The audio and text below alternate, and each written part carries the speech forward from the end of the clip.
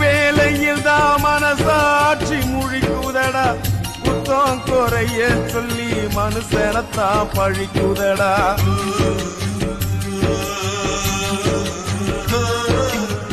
மற்றவர்க்கு தெரியாது என்னோட ஆதங்கம், அடனாயிரு பக்கம் அடி வாங்கும் இருதங்கம்.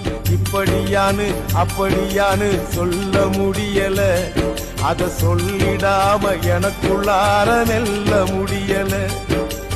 என்ன பத்தி கண்ணங்கிட்ட கேட்டு பார்த்தேன்டா, நீ கவலைய விடு கடமையை செய் என்று சொன்னான்டா.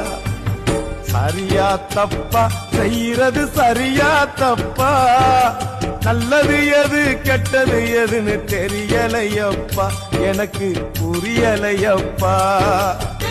கருவறை முதல் கல்லறை வரைக்கும் சில்லறை வேணும் சிநேகிதா.